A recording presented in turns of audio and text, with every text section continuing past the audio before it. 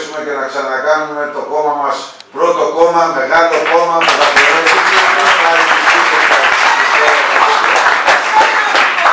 γιατί είναι αλήθεια ότι τα τελευταία χρόνια και ιδιαίτερα τα χρόνια της κρίσης περάσαμε μία περίοδο η οποία δυστυχώς μας αφυδάτωσε πλήρως, οργανωτικά μας έκοψε τη σχέση και τους δεσμούς, πολιτικά μας έφερε μια σύγχυση στο πώς πορευόμαστε και στο ποια πολιτική εφαρμόζουμε και νομίζω ότι είναι η ώρα ξανά όλα αυτά να τα ξαναβάλουμε από την αρχή σε μια νέα σελίδα για τη Νέα Δημοκρατία που 23 Νοεμβρίου πρώτα ο Θεός και με τη βοήθεια των Δημοκρατών θα μπορέσουμε να στηρίξουμε τη σελίδα μας.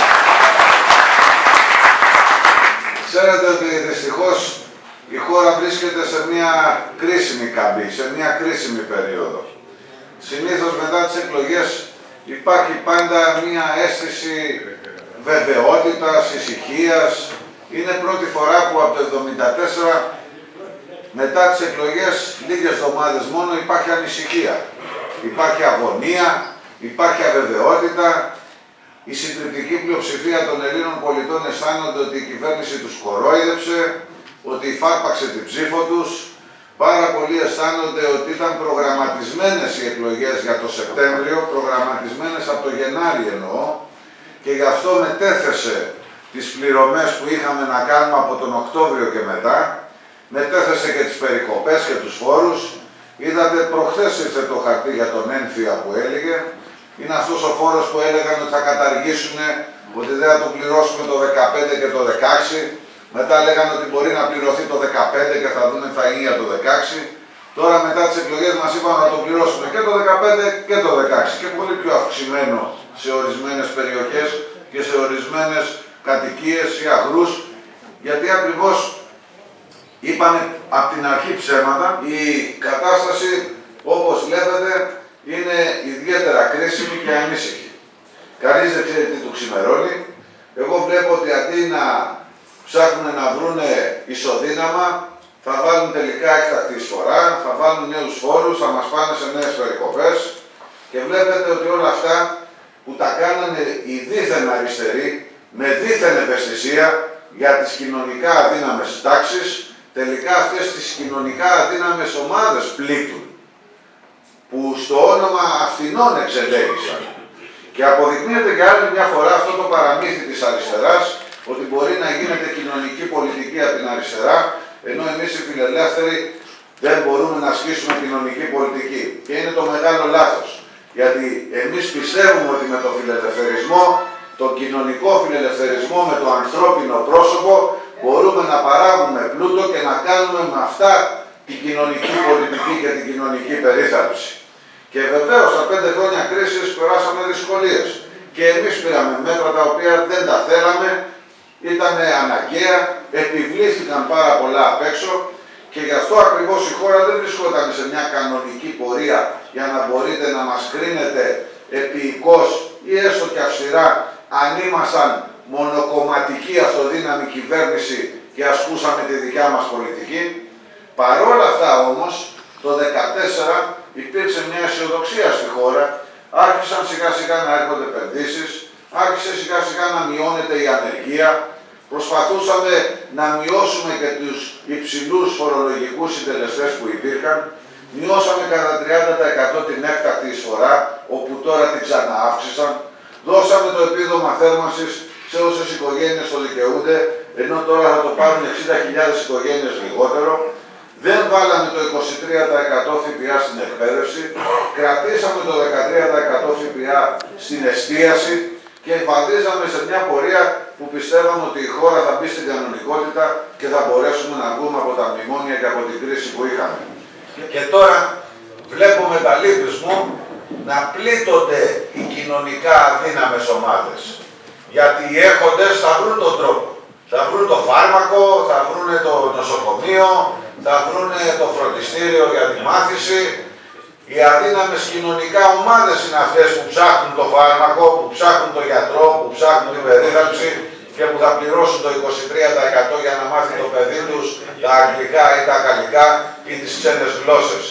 Και γι' αυτό ακριβώς εγώ θέλω να τονίσω με υπερηφάνεια ότι με τη Νέα Δημοκρατία υπάρχει κοινωνική ευαισθησία, υπάρχει χρόνος και μπορεί οι κοινωνικές ομάδες να αισθάνονται ότι παράγοντας, δημιουργώντας, γιατί αν δεν παράγουμε, αν δεν δουλεύουμε, δεν έχει βρεθεί το σύστημα, αυτό που θα καθόμαστε όλοι και θα περνάμε όλοι καλά, δεν το έχει βρει κανείς. Άρα χρειάζεται να έχουμε δουλειά, χρειάζεται να παράγουμε, χρειάζεται να δημιουργούμε και ταυτόχρονα να μπορούμε να δώσουμε και να κάνουμε την κοινωνική περίθαλψη. Και γι' αυτό ακριβώς θέλω και να σας πω ότι πρέπει να ιδεολογικοποιήσουμε τον πολιτικό μας αγώνα. Δεν μπορεί να τον αφήσουμε χωρίς ιδεολογία. Πολύ τη στιγμή αυτή που κυβερνά μια δίθεν αριστερά, με δίθεν κοινωνική ευαισθησία, με δίθεν ευαισθησία στις αδύναμες κοινωνικές ομάδες. Και θέλω να ξεκαθαρίσω ότι η μεγάλη μας διαχωριστική γραμμή είναι ότι αυτοί θέλουν να παίρνουν πολλούς φόρους για να συντηρήσουν ένα μεγάλο αναποτελεσματικό κράτος και να συντηρήσουν ένα διεφθαρμένο κράτος εν πολλής, για να μπορούν να ελέγχουν όλη αυτή την δομή μέσω της κρατικής εξουσίας. Σε αντίθεση εμείς θέλουμε ένα μικρό κράτος επιτελικό που θα σχεδιάζει, που δεν θα ταλαιπωρεί τον πολίτη και δεν θα χρειάζεται τόσους πολλούς φόρους για να συντηρείται, ώστε να μπορούν να μειωθούν οι φορολογικοί συντελεστές, να μένει εισόδημα σε αυτόν που δημιουργεί και να μπορεί με το εισόδημά του να επανεπενδύει ή να καταναλώνει ή να εξυγχρονίζει το οτιδήποτε με το οτιδήποτε ασχολείται. Και γι' αυτό η δική μας προσπάθεια είναι για μείωση του μεγάλου κράτους και για μείωση ταυτόχρονα των φόρων. Και πρέπει να σας πω ότι είναι αδιανόητο να υπάρχουν στην Ελλάδα τόσο μεγάλοι φορολογικοί συντελεστές και στις όμορες χώρες οι φορολογικοί συντελεστές να είναι πολύ μικροί. Γιατί να έρθει κάποιος εδώ να κάνει επενδύσεις, γιατί να μην μεταφέρει την έδρα του σε μια όμορη χώρα που θα πληρώνει 10 και 12%. Και το θέμα που είχαμε θέσει στην Ευρωπαϊκή Ένωση είναι ότι εμείς δεν είμαστε για να ανταγωνιζόμαστε μεταξύ μας, εμείς με την Κύπρο ή εμείς με τη Ρουμανία και την Πολωνία, αλλά πώς όλη η Ευρώπη θα ανταγωνίζεται με τις άλλες οικονομίες. Και γι' αυτό ακριβώς είχαμε φτάσει σε ένα σημείο το 2014, στο οποίο θα επανέλθουμε και τώρα, που συζητούσαμε τη μείωση των φορολογικών συντελεστών με μια προοπτική ανάπτυξης και ξεμπλοκαρίσματος των μεγάλων έργων. Γιατί πρέπει να αναρωτηθούμε, και ξέρω ότι σας απασχολεί, καλά μας τα λέτε Ευαγγέλια, αλλά και τα χρήματα και επενδύσεις που θα βρεθούν.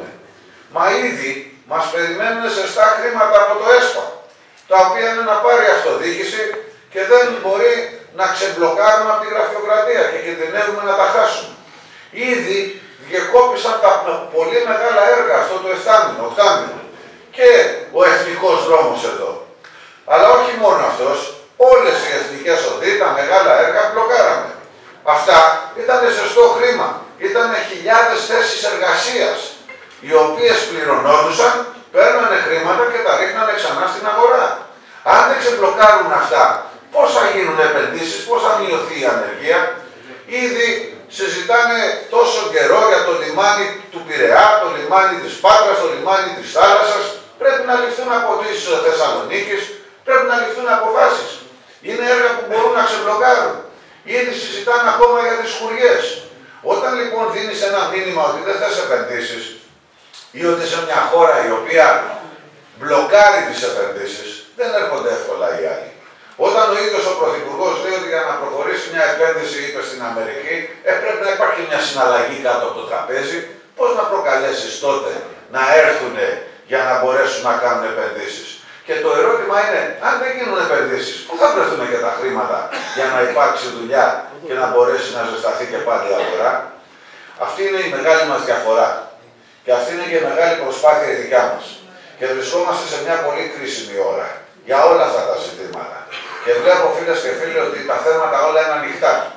Και θέλω να σας πω επ' ευκαιρία και του χθεσινού ολιστήματος του Φίλη, ότι με ανησυχεί ιδιαίτερα κιόλας το πώς χειρίζονται και τα εθνικά μας θέματα.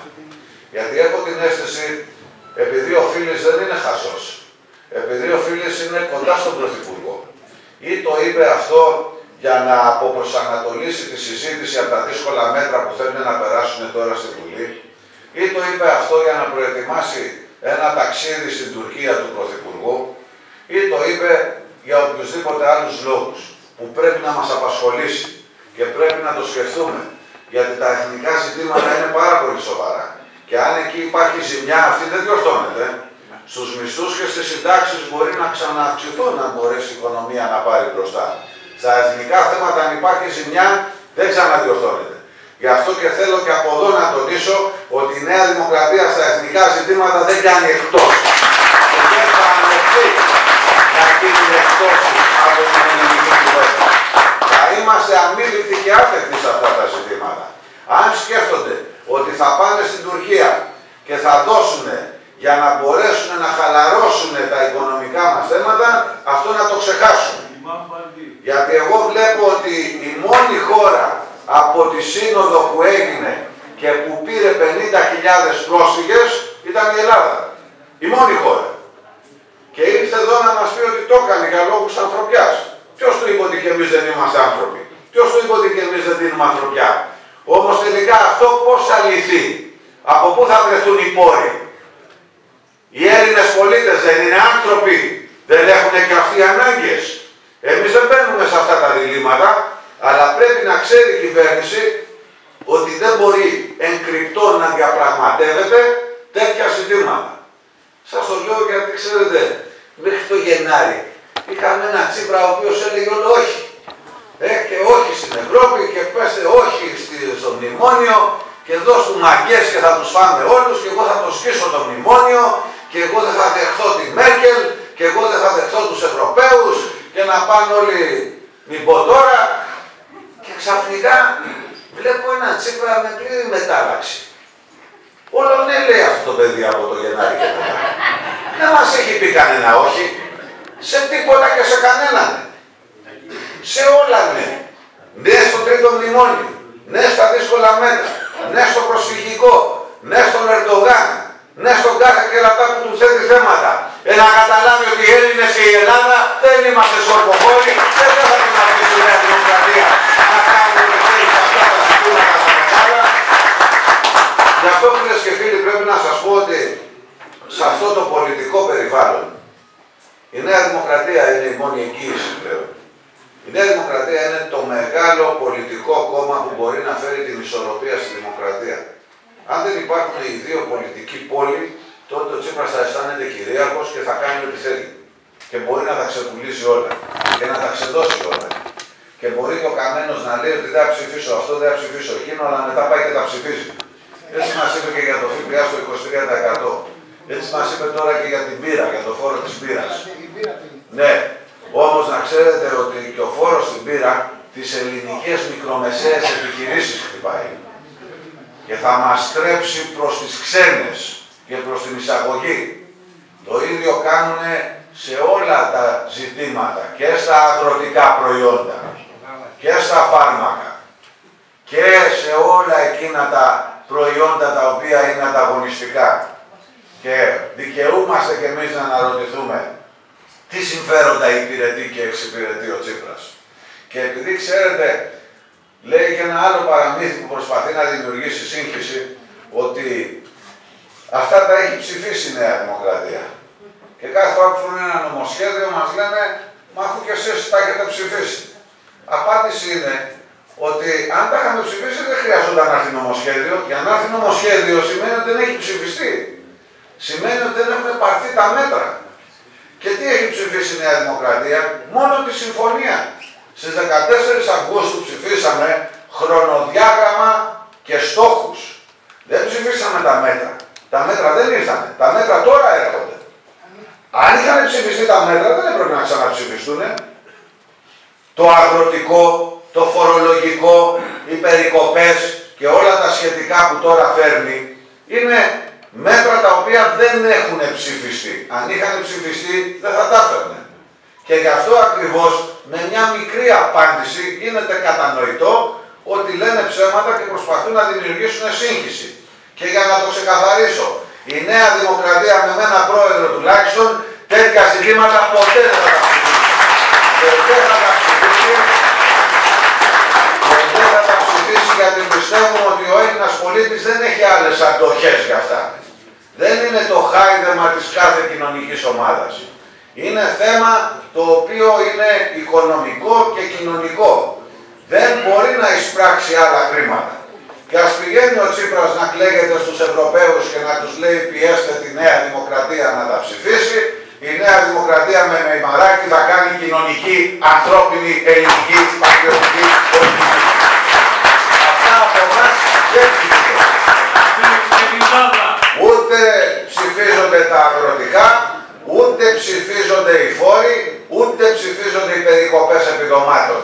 Για να μην σας πω ότι μας απασχολεί ιδιαίτερα πώς θα επαναφέρουμε επιδόματα, κυρίως για τους πολύτεκνους και τις πολύτεκνες οικογένειες, γιατί το δημογραφικό μας απασχολεί πάρα πολύ. Και πώς μπορεί να επαναφέρουμε επιδόματα, τα οποία για τις ιδιαίτερα ευαίσθητες κοινωνικές ομάδες θα πρέπει να μπορούν να υπάρχουν.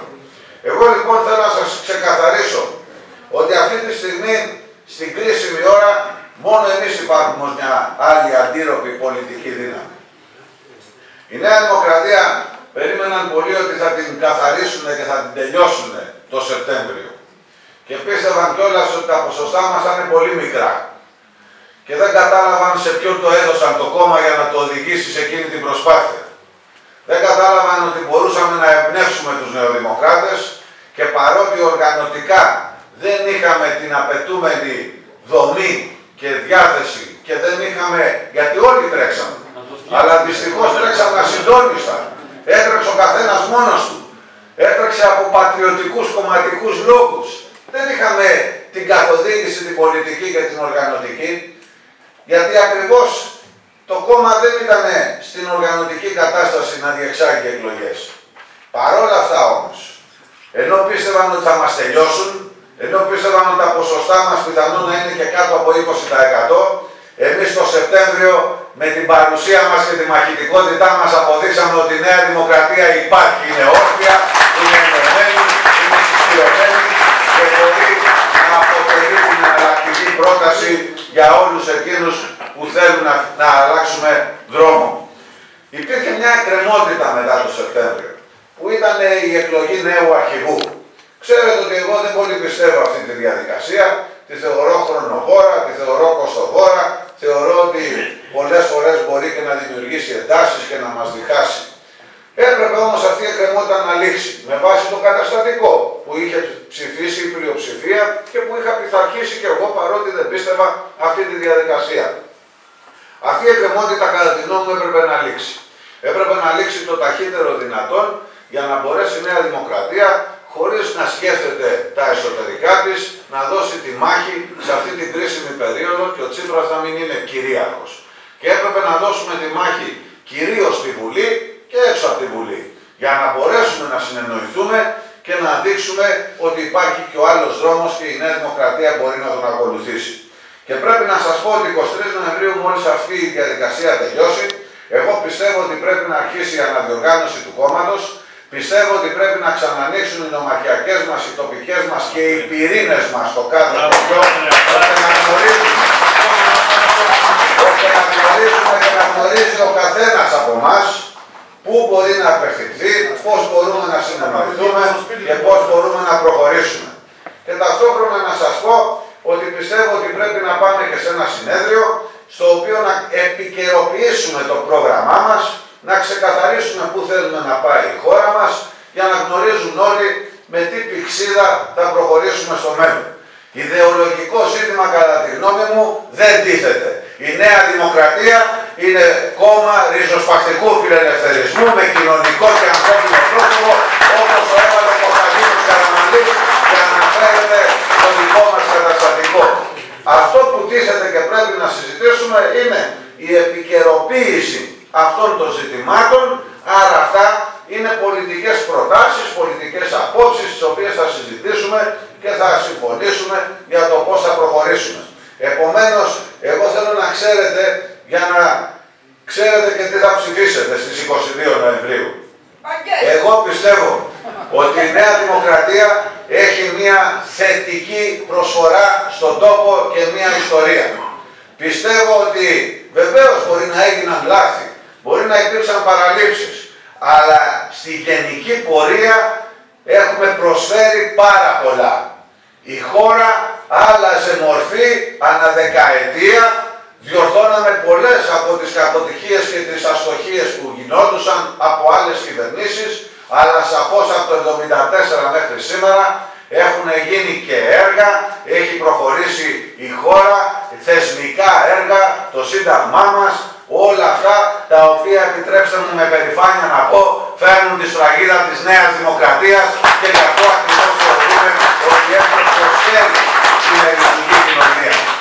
Όποιος λοιπόν πιστεύει ότι η Νέα Δημοκρατία δεν έχει προσφέρει, δικαίωμά του, αλλά αυτό μπορεί να το λέει πιο έξω και να μην βρίσκεται στο ιερό μας. Στο ιερό θα βρισκόμαστε εκείνοι οι οποίοι πιστεύουμε στις αρχές μας και με περηφάνεια λέμε ναι με Νέα Δημοκρατία για την προσέφερε στην Ελλάδα και πήγε στο χώρα. Διότι αλλιώς δεν μπορούμε να απευθυνθούμε στην κοινωνία και να αυξήσουμε το εκκλησίασμα. Και φοβάμαι ότι πολλές φορές το εκκλησίασμα έπαιρνε στο ιερό. Και γι' αυτό το μεγάλο μας πρόβλημα και η συζήτησή μας πολλές φορές ήταν ότι δεν τα λέμε μεταξύ μας και δεν προσέχουμε πολύ ο ένας τον άλλον. Προσέχουμε τον κάθε περαστικό, που πρέπει να τον προσέχουμε κι αυτόν, αλλά πρέπει και να τα συζητάμε μαζί. Πρέπει οι νεοδημοκράτες να ξαναβρεθούμε. Καλή η νέα τεχνολογία. Καλά τα email και τα SMS, αλλά είναι απρόσωπα αυτά.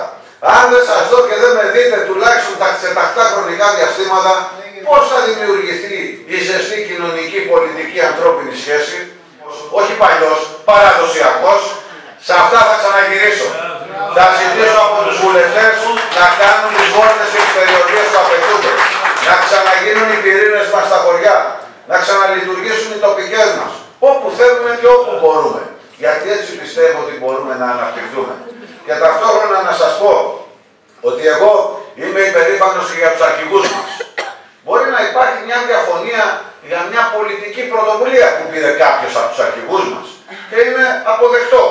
Αλλά στο σύνολό τους όλοι ακολούθησαν μια καλή πατριωτική εθνική πορεία με τη Νέα Δημοκρατία. Γι' αυτό και πρέπει να σεβόμαστε την ιστορία μας και τους αρχηγούς μας, από τον Κωνσταντίνο Καραμανλή μέχρι και τον Αντώνη Σαμαρά, και να μιλούμε με αυτούς με σεβασμό. Έστω και αν σε συγκεκριμένες περιπτώσεις μπορεί και να διαφωνήσαμε ή μπορεί να έγιναν λάθη ή να υπήρξε παράληψη. Η ιστορία μας πρέπει εμείς να την ξέρουμε, να τη σεβόμαστε, να τη διδάσκουμε, όπως είναι και η ιστορία του ελληνικού γένους. Κανένας λαός και κανένα κόμμα δεν προχωράει αν δεν ξέρει την ιστορία του, δεν την τιμά και δεν τη σέβεται. Μου λένε χάσαμε την νεολαία μας. Ναι, γιατί δεν τις μεταλαμπέσαμε και δεν την εμπνεύσαμε με την ιστορία την οποία είχαμε. Και την έχουμε αφήσει να πιστεύει ότι όλα στραβά τα κάνουμε. Δεν τα κάναμε όλα στραβά. Πρέπει να βρούμε τα παιδιά μας, να τους τα πούμε, να τους τα εξηγήσουμε. Να τους εξηγήσουμε ότι δεν υπήρχαν δρόμοι, αυτοκίνητα, σπίτια, ηλεκτρικό. Όχι τώρα, πριν λίγες δεκαετίες. Πριν 3-4 δεκαετίες. Και να καταλάβουν ότι κάτι προσέφεραν όλες οι γενιές. Γιατί εδώ δεν πρέπει να πούμε σε μάχη γενεών, πρέπει να πούμε σε μάχη ιδεών. Με ποιες ιδέες από όλες τις γενιές μπορούμε να προχωρήσουμε. Το να λέμε τσακώνεται οι μικροί με τους μεγάλους, όπως ακούω κάτι τέτοια διχαστικά διλήμματα στη Νέα Δημοκρατία, δεν έχει νόημα. Νόημα έχει αν πιστεύουμε στις ίδιες αρχές και αξίες. Είτε είμαστε νέοι, είτε είμαστε μεγάλοι. Είτε είμαστε παλιοί, είτε είμαστε καινούργοι. Γιατί το ζητούμενο είναι να παλέψουμε για τις αρχές μας. Για αυτές πρέπει να παλέψουμε. Με αυτές τις αρχές και τις απόψεις θα πάει ο τόπος μπροστά. Και εγώ λοιπόν θέλω να σας πω στις 22 Νοεμβρίου πρέπει να πάτε όλοι να ψηφίσετε. Απευθύνομαι κυρίως στον νεοδημοκράτη. Γιατί εγώ πιστεύω ότι ο νεοδημοκράτης πρέπει να δραστηριοποιηθεί. Όχι ο κάθε περαστικός. Στον κάθε περαστικό τον θέλουμε και αυτόν και θα απευθυνθούμε και σε αυτόν, αλλά στις εθνικές εκλογές. Τότε τον χρειαζόμαστε. Αυτή η διαδικασία, ξέρετε, δεν υπάρχει πουθενά.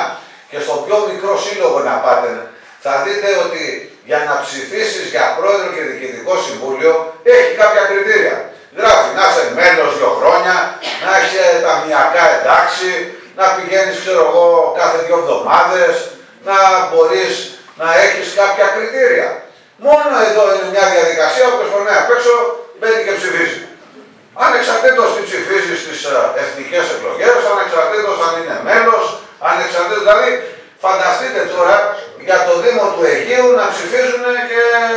τους άλλους δήμους. Και να βγάλουν ένα δήμαρχο που θέλουν αυτοί. Με τον όποιο μηχανισμό έχουν. Με τον όποιο μαζική συμπόρευση να έχουν. Γι' αυτό εγώ θέλω οι δημοκράτες να ψηφίσουν. Στην παρούσα φάση έχουν μπλέξει κάποιοι. Στην παρούσα φάση πρέπει να ψηφίσουν οι νεοδημοκράτες. Και κυρίως οι νεοδημοκράτες που ήμασταν στις λύπες, στις στενοχώριες, στην ήττα και βάλαμε στήθος για να ξαναναπτυχθεί η νέα δημοκρατία. Όλοι αυτοί που φύγανε,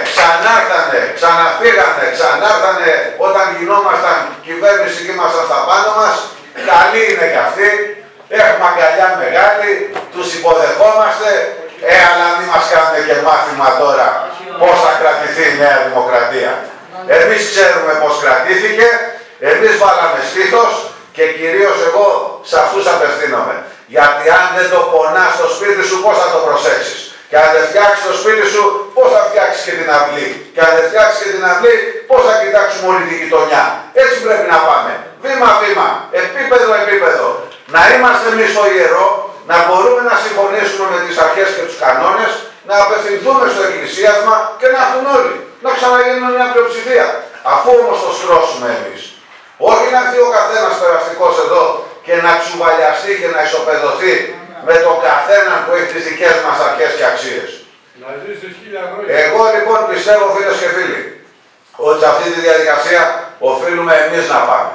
Και επειδή τα κόμματα σε όλη την Ευρώπη και έτσι και στην Ελλάδα έχουν ιστορίες ετών, 100 χρόνια η εργατική και η συντηρητική στην Αγγλία και στη Γαλλία και παντού. Και εδώ 100 χρόνια Νέα Δημοκρατία. Η ονομασία του κόμματος με μένα πρόεδρο δεν θα αλλάξει. Νέα Δημοκρατία θα λέγεται και έτσι θα προχωράμε με αυτή την ιστορία. Και ταυτόχρονα σκέφτομαι κιόλας να επαναφέρω και τον Πυρσό στην ιστορική πλάτα. Να ξανανάξουμε την πλάτα για τη Νέα Δημοκρατία. Για να καταλάβουν ότι εμείς από τις ρίζες μας και πάλι ξεκινάμε, επικαιροποιούμε το πρόγραμμά μας και απευθυνόμαστε σε όλους. Δεν είναι εδώ να μην εκφραστώ καταλήλως, αλλά δεν μπορεί να είναι σκορποχώρη το κόμμα. Το κόμμα πρέπει να τα αγαπάμε και να το σεβόμαστε. Και να είμαστε μέσα για να προσφέρουμε. Και τώρα είναι η ώρα να προσφέρουμε. Δεν είναι το ερώτημα τι έκανε το κόμμα για μένα, ναι. Τώρα είναι το ερώτημα τι κάνω εγώ για το κόμμα, για να σωθεί η Ελλάδα, για να σωθεί η χώρα. Είναι μια δύσκολη ώρα και όλοι μαζί θα προχωρήσουμε. Εγώ λοιπόν μπαίνω σε αυτή τη κούρσα της διαδοχής με αυτές τις σκέψεις.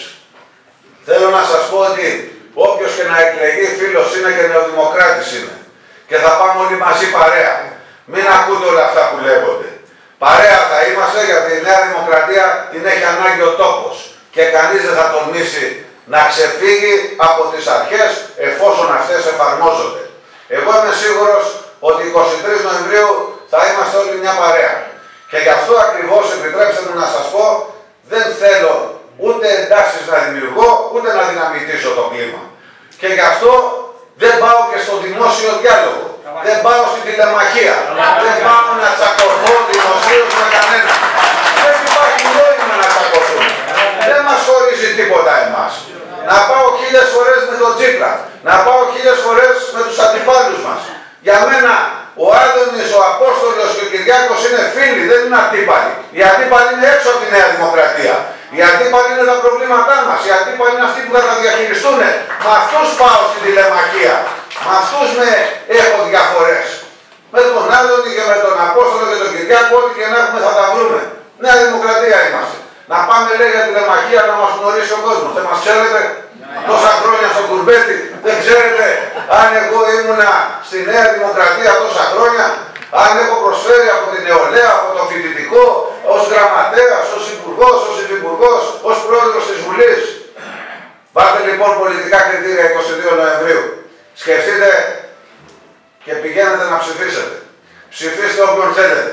Αλλά σκεφτείτε ποιος μπορεί να κρατήσει τη Νέα Δημοκρατία ενωμένη, ποιος μπορεί να τη συνθέσει, ποιος μπορεί να δώσει μάχες στη Βουλή κατά του Τσίπρα.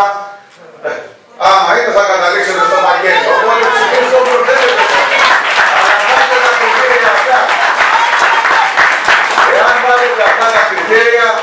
Εγώ νομίζω ότι πολιτικά θα καταλήξετε στο Βαγγέλη. Νομίζω ότι 23 Νοεμβρίου, επειδή εγώ θα κληθώ να διαχειριστώ τη Νέα Δημοκρατία, σας θέλω όλους. Εμένα δεν με ενδιαφέρει τι θα ψηφίσετε. Εμένα δεν με ενδιαφέρει αν κάποιος ψηφίσει τον έναν ή τον άλλον συνυποψήφιο. Για μένα νεοδημοκράτης θα είναι. Πρέπει να κλείσουμε αυτές τις πληγές. 23 Νοεμβρίου πρέπει να είμαστε όλοι ενωμένοι. Να μπορούμε να προχωρήσουμε για να αντιμετωπίσουμε τα προβλήματα της χώρας και του Τσίπρα. Αν πάμε με αυτές τις σκέψεις, να ξέρετε ότι η Ελλάδα έχει μέλλον καλό και μπορεί να πάει μπροστά. Με τη Νέα Δημοκρατία ενωμένη. Ψήφα η Νέα Δημοκρατία. Πάμε και καλά και καλό δύναμη. Καλό κουράγιο.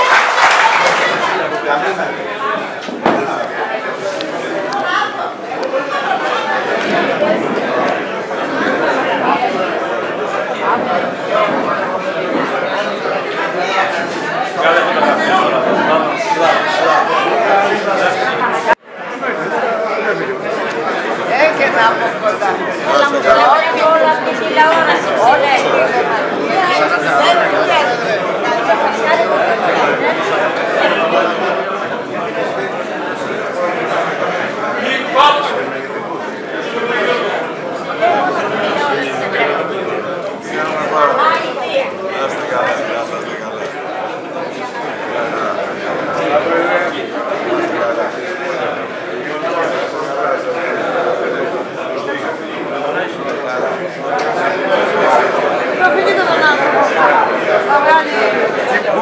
θα μας σκοτεινίσει, θα μας φύγει ομορφιά την λεβεντιά του.